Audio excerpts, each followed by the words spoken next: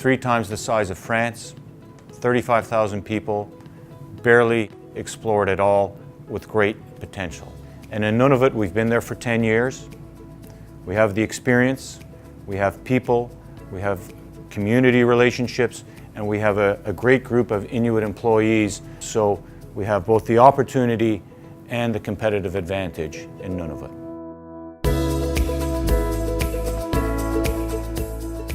Amaroq is progressing very well.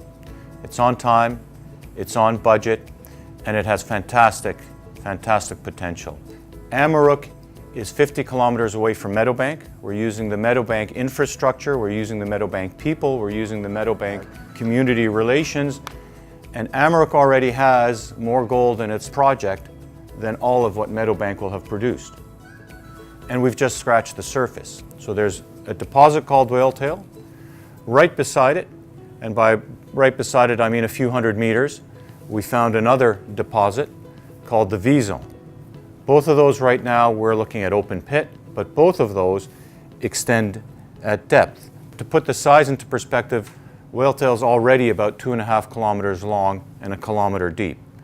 And we found the best drill holes we've had in the last couple of months of drilling at depths. So both of those deposits are going to be open pit and underground.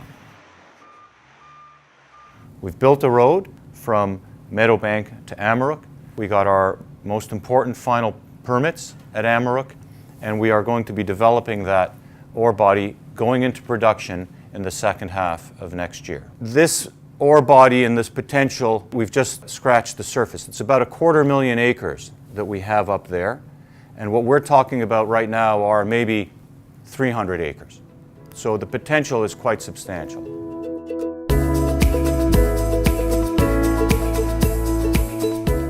Meliadine is progressing very well. We're on time, we're on budget. This project got approved in February of 2017. It'll be in production in the middle of 2019. Not only is the project going well, but we are now continuing to find more gold. Meliadine is on an 80-kilometer greenbelt zone. We've only explored maybe 12 kilometers of that. We are seeing a lot of indications that there's a lot more gold there.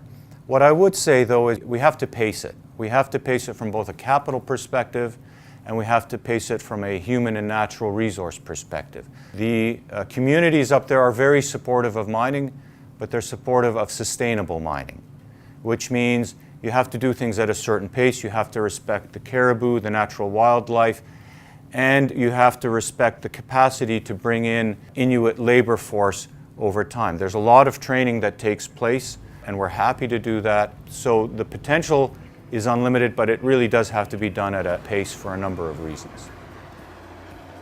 All the discussions I have with any of the leaders in Nunavut are about their children and the next generation and the generation after that. And that fits perfectly with our culture. At the end of the day, our job is to create the best return for our shareholders in a responsible manner while at the same time generating the best benefits for the communities and our employees. And for all of that, Nunavut's a great place to be.